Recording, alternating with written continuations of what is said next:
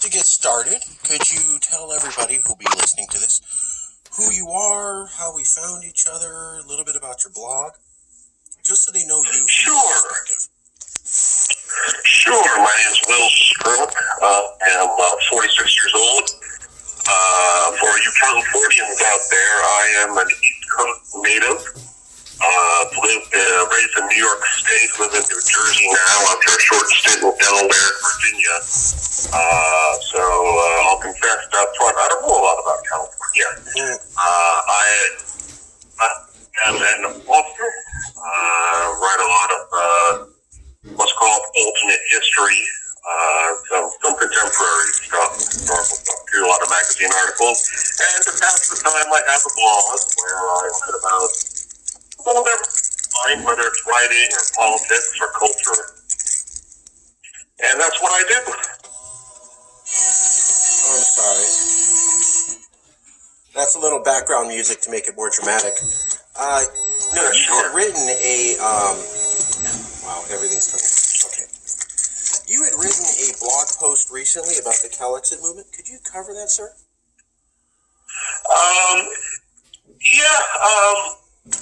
The specific piece or the issue in general?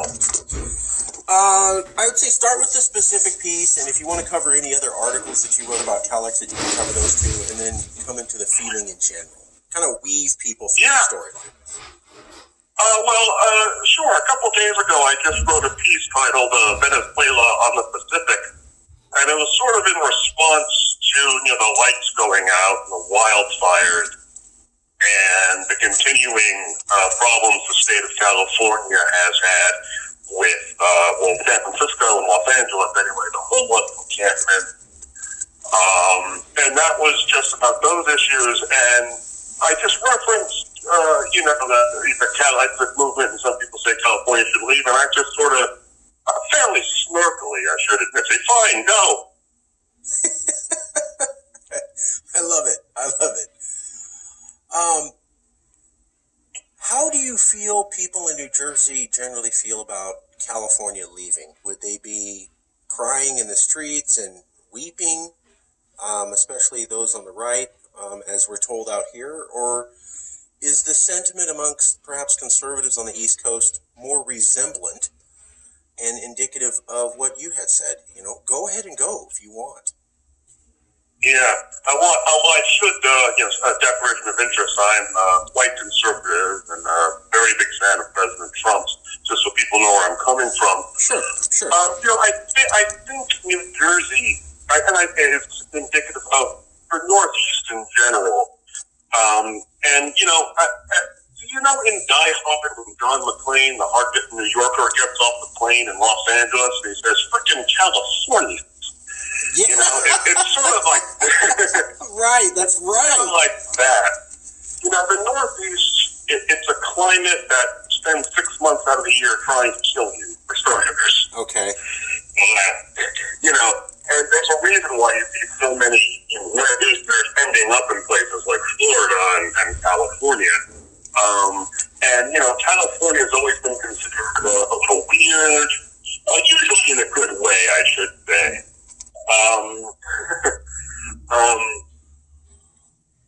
As far as how people would react to that, I should be honest, I don't really want California to secede. I like America being one country. I want us to stay together.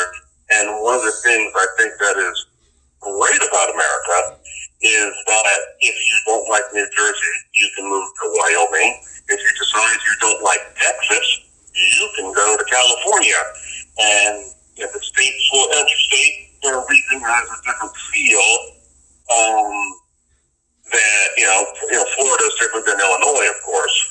And you have options, and you're still an American. That being said, there seems to be a fairly serious movement among Californians that maybe they don't share the same values and culture with the rest of America anymore. It's something I wrote about a fair amount in 2018. I think this is pretty serious. I don't think folks like you are messing around at all.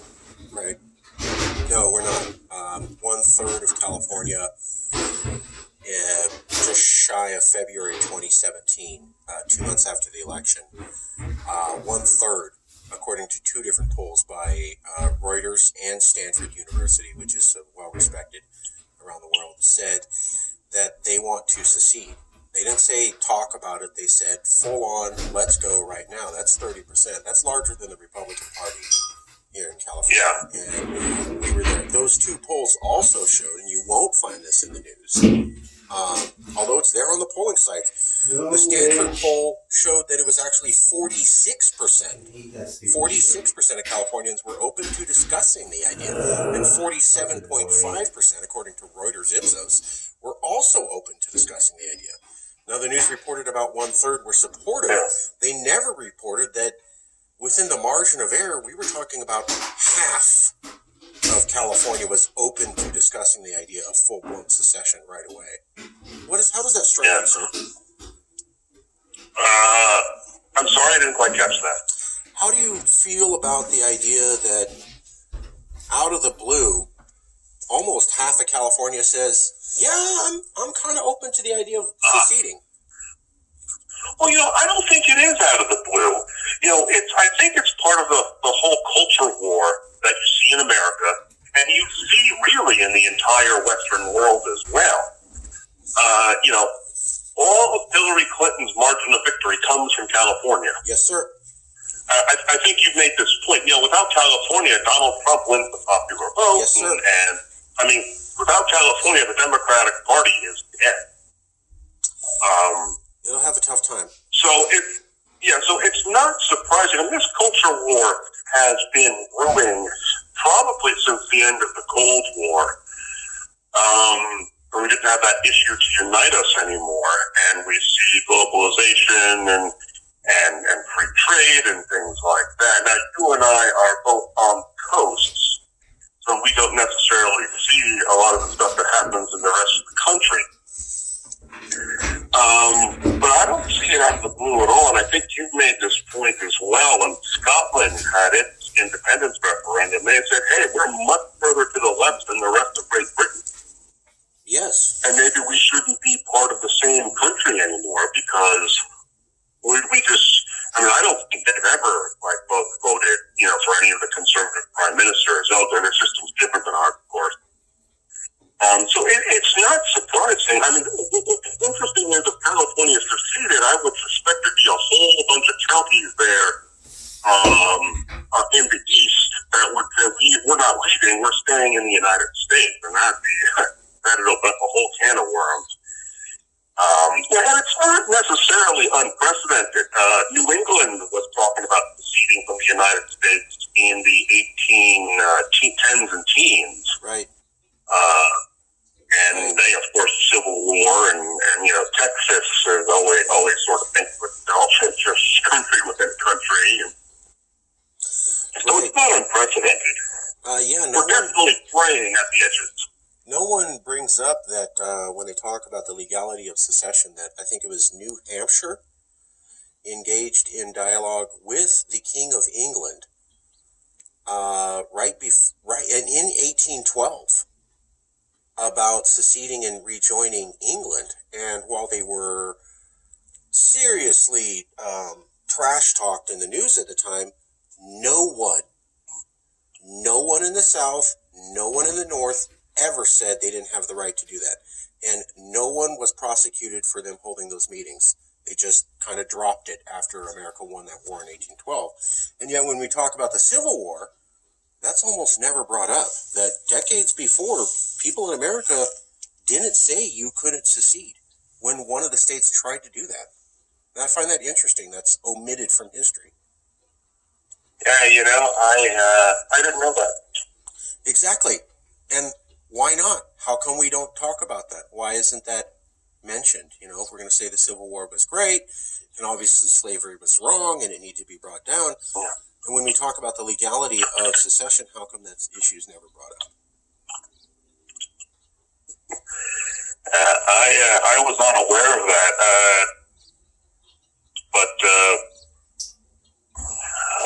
As far as just, I don't know how it would work. This is one of the problems Congress had after the Civil War. There was no precedent, really, anywhere for and reintegrating them. And I'm not sure how California could pull it off. I mean, you've seen what this disaster that Brexit has been. I mean, I guess if California was to secede, watching what's happened over in Europe, I would just say, if I was, the governor of California, we're leaving in 31 to 30 days. We're out. That's it. We're not talking about anything. It's just going to be a done deal, and that's it. And we'll look out afterwards. Yeah, I would keep all the trade agreements and in place. One of the things with Brexit was they tried to renegotiate everything. Like right away, they said, we're redoing all the deals we had with the EU on trade. Okay, well, you just opened up a gigantic Pandora's box of issues. If they had just accepted the existing EU regulations or put a moratorium on them, like, we're going to become independent, like you're saying, and we'll keep the regs the way they are for the next 10 years. A decade from now, we'll open up negotiations and go over them, but for the next 10 years, corporations and everybody can act like it is. They didn't do that. They said, we're going to renegotiate everything. Okay, well, this is what happened. That's not a good move, I thought. And they did that to themselves. And they didn't. That was an optional move on their part. They didn't have to do that. They could have done it like you said. Yeah, I think Cameron just should have said, well, it was June, I think, right at the end of the year. So everybody in the East Coast has, for a while, thought of California as a weird, bizarre place, but it was kind of friendly. Maybe that John McClane sort of, these guys are weirdos, but not a sense of fear towards Californians. What if California seceded? How do you think people in New Jersey or the other East Coast states you've been to would react? Would they be angry? Would they be upset? Would they say, well, those guys were weirdos kind of doing their own thing anyways, so let them go?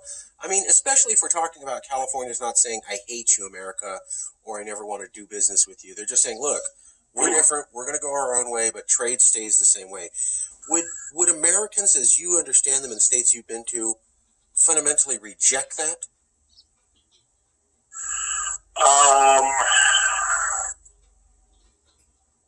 Well, if California seceded, there'd probably be some economic turmoil. There'd be huge questions about, well, okay, what part of the U.S. national debt does California have to pay back? What happens to American military bases in California? What happens with trade? So there'd be a lot of, you would see spikes in all prices for probably everything. And, people would resent that. There'd be some anger there.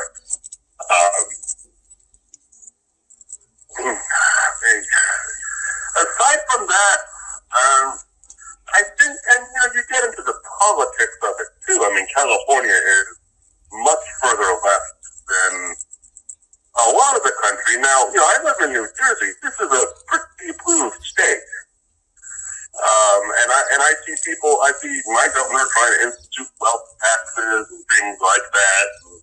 And our attorney general has issued all kinds of edicts about not helping, ICE arrest illegal immigrants and that sort of thing. So, I mean, there would probably be a fair amount of sympathy among, Democrats and liberals in New Jersey and the Northeast about that. I mean, because, there are millions of people in New Jersey who don't like Donald Trump, I can assure you.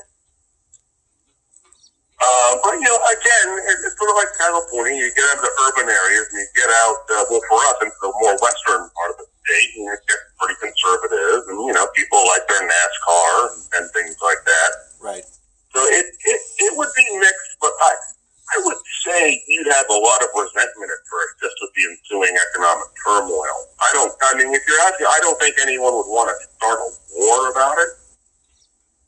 I mean, it might just be, it just sort of might be like, like I said, fine, no. You're going to be the preeminent power in the Pacific now, so you deal with that stuff. So what you're saying is that East Coast people kind of think California is weird. They understand it's super left, and if it said, "Hey, we want to have this super left utopia, Calizuela, um, Vina Cali, or Vinafornia over here," they would go, "Okay, I kind of get that." What you're saying is that the concern would be, is this going to affect the military and the financial infrastructure? Certainly. As a matter of fact, you might get a lot of progressive type in New Jersey and New York. You say, hey, I'm going to move to California because it shares my values. And besides, I don't need a snowblower out there. Well, let's see. Well, we have a lot of New Yorkers and East Coast people moving here. The news talks about how we're hemorrhaging people. That's true.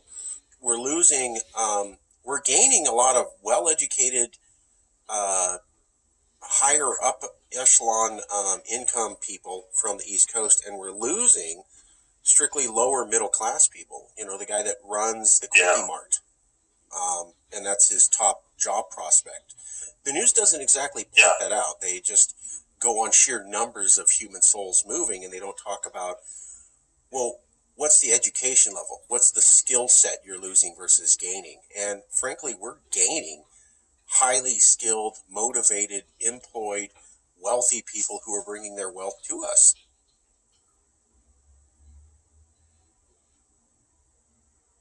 Yeah, that's interesting. I mean, we have that dynamics here in New Jersey and on the East Coast too. I live in an immigrant neighborhood in like north central New Jersey. Yeah, I'm surrounded. We just had a lovely Diwali party this week on my block. Nice. Festival of Lights, fireworks and everything. Yes, right. Lights and fireworks and lots of fun. Oh, that's awesome. I'm from about half an hour up the river, to use some local terminology, up the river from New York City, up the Hudson, from Peekskill. And when I was growing up in my high school, everyone was Irish, Jewish, or Italian. You didn't really see a lot of immigrants.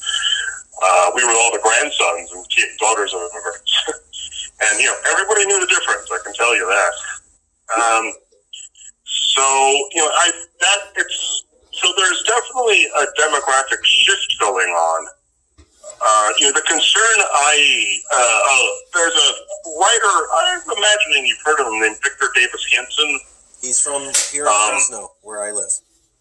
He's a Californian. He writes about this problem where there seems to be this underclass that has taken hold that's working for this educated elite you're talking about. There's some truth there. I think he's obviously brilliant, and I certainly want to support anybody from California who's able to get on the news. And he's not a racist or a bigot. I've seen people call him that. He's not. I disagree with some of his analysis, but he's fair and he's educated.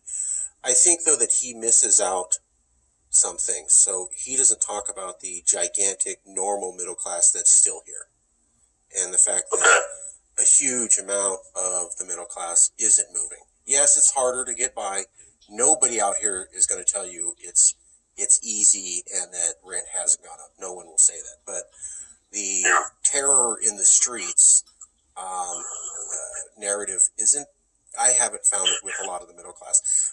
Lower middle class people, the guy working at 7-Eleven and running a 7-Eleven, and that is all he or she can ever expect for the rest of their life. Those people are having a tough time, but they were already marginal during good times. And so when the rent goes up, it pushes them out. Now, we're not talking about the person who owns the 7-Eleven or runs a tech company or is an engineer or a skilled laborer. And so those parts are being missed out of the story. So I'm not saying what he's saying isn't true. He's not lying. I think there are key points he conveniently leaves out. Right. Let's say this. Let's hypothetically. California says, hey, we've got a plan for long-term military partnership. Nothing's going to happen with the defense structure. and all of our trade deals stay in place, and all the businesses have been saying it's not going to be a big disruption to them and they'll be fine. So the economy's fine, the military's fine, and we want to go. Would there be a big pushback by East Coast people provided that scenario? It's hard to say. I think in the end, I mean, most people kind of feel like I'd like America to be whole again. I'd like us to all be together. The interesting thing about California is that it's sort of out there. It almost looks like it could be its own country on the map. You know what I mean? Mm-hmm. I mean, it is so big. Sort of in a blog post I think I sent to you, I said it'd probably take Washington and Oregon along with it, wouldn't it? It's just by gravity alone. There's been discussion. People have said that. And those states are pretty progressive too. Maybe politics is the determining factor at this point. I mean, over in England now, people don't talk about are they Labour or Tory. They said, are you Leave or Remain? That's the main identifier. It's certainly, as far as I couldn't, how much would people resent it? I just couldn't say. Because like I said, there is that cultural divide. That is, like just like in Die Hard, that's very real. Easterners, we're the unfriendly Americans, we're the grumpy ones. We're always sort of squinting and gritting our teeth and man, if you've ever been through a Yankee winter, you would too. Trust me. I was in for Christmas once. Yeah, but that's not even that bad. That's like you got from New England, forget it. Let me put it this way: the New York Giants have a very underrated home field advantage because that wind comes right off the Atlantic in December, and it's brutal. It is just awful. The Giants game is right there on the water. So you sort of look at California and think of the sun and the Pacific, and it's peaceful, obviously, and California again. It's just hard to say how people what people would think. I mean, I'll say again, I don't think anyone would want a war over it. Let me put it that way. Fair enough. If like an arrangement could be reached. California I don't think anyone would say, we're going to keep them in. We're going to go house to house fighting in Sacramento to keep California in. I don't think anyone would do that. Okay, so that you have California.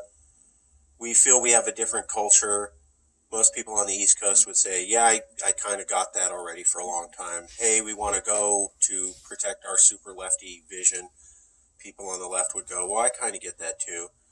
The concern would be primarily over, is there going to be security or financial harm? And if that was addressed, maybe people wouldn't be super supportive on the East Coast, but they wouldn't. If Californians were saying, no, we really want to do this, they wouldn't stand in the way.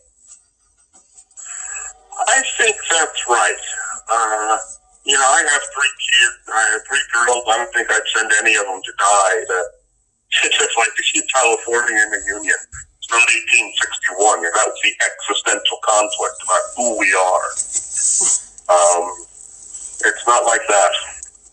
Well, how much sentiment is there in New Jersey for, go ahead and go if you want to go. I'm tired of hearing about your crazy ideas, and I'm tired of you exporting your craziness. When we talk to conservatives, we've started talking to conservatives, and now we have 14 conservative states who are working with CalExit to promote the idea that there's so much division in America, it's getting really bad, and we should look at the option of separation rather than just having it ratchet up to wherever it inevitably may go. And when we talk to the conservatives, they go, look, I don't necessarily share your values. I think you should be able to do what you want. But I'm terrified of you Californians spreading your values and forcing them on me. Is there concern? yeah. Is there concern in New Jersey about that, where you see these ideas in California and you go, they're going to come here next and force us to, I don't know, gender conversion therapy for everybody while they're planting trees in their backyard and free range hogs in the front yard or something? Yeah. Well, again, New Jersey is pretty blue. It's not as blue as California has become. I mean, we did just have a 2-term Republican governor. I don't think there's a lot of sentiment for that. I mean, to be honest, I don't think it's something most people in New Jersey think a lot about, to be honest. And certainly, it's not a big topic of conversation. If I went to one of my neighbors and said, I was just on the phone with a guy talking about Cal Exit, they would bet.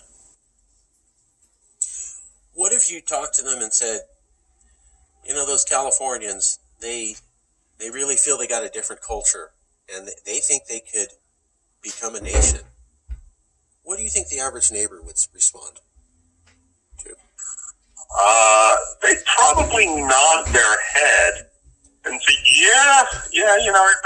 it's bigger. It's the world's, 7th largest economy or something like that. And it's sort of got its own culture out there. And people would probably nod their heads and say, yeah.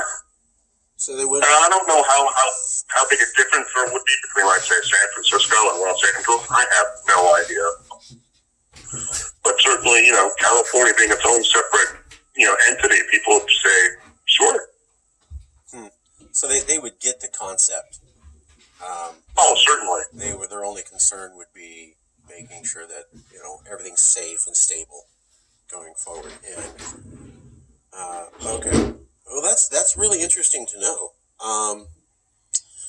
I do want to invite you, if you'd like. I'd love to send you some information on the coalition of 14 states who are saying, let's get a national dialogue about peaceful divorce out there in case things get really bad. I think you saw this week USA Today, which is not an ideological source, extreme right or extreme left. They said 7 out of 10 Americans polled worry about a second civil war. Oh, yeah. Yeah, certainly. A lot of the conservative blogs I read, they talk about that. I mean, a lot of people on my side are thinking, I don't know how this ends well. I mean, if I want to wear a MAGA hat around, I sort of have to be careful about where I do it. And that's not paranoia. You can look it up on YouTube. Yeah.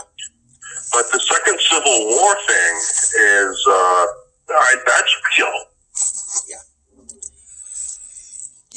And nobody wants that. Maybe like California proceeding and a lot of progressives who hate Trump saying, well, I'll go to California. Maybe that's the solution. Not everybody, of course. Sure. And even in the redder states, there are pockets of blue. Texas has, Boston. Hey, we have our pockets here.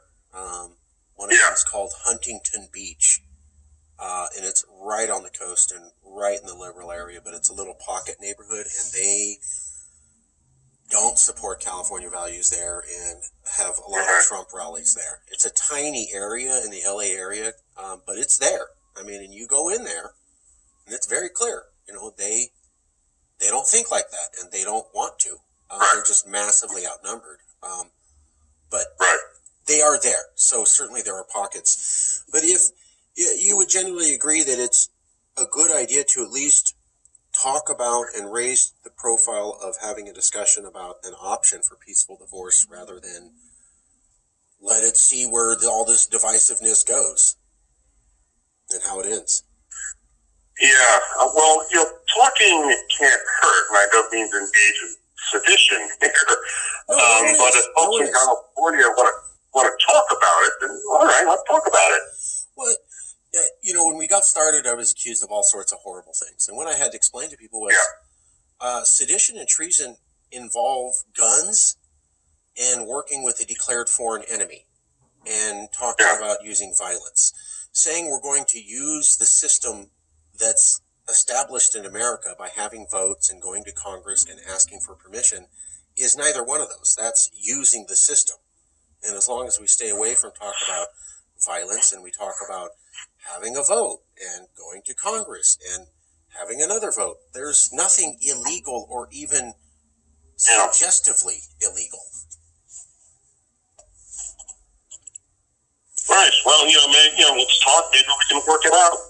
All right. Well, I'd if you're willing, I'd like to invite you to join the coalition, our email group, and you could talk to the other members. And we're just trying to raise the profile. Oh, that'd be awesome. We were able to get some news in Oregon when we had 4 members.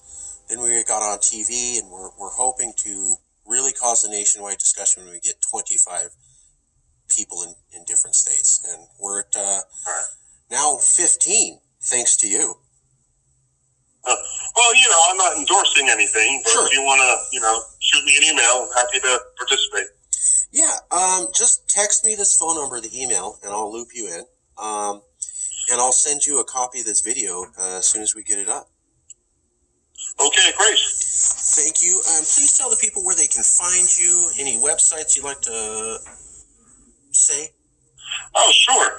Well, my books, if you like alternate history and historical fiction and some contemporary war novels, are on Amazon. It's William Stroock, Stroock. And I've got a small blog, William Stroock again. That's me. And, folks are always welcome to look me up on Facebook if they want. I'm perfectly happy to chat. Awesome. Okay, thank you. Please text me an email, and I will send you back a video real soon. Okay, great. It's great talking to you. All right. Bye-bye, sir.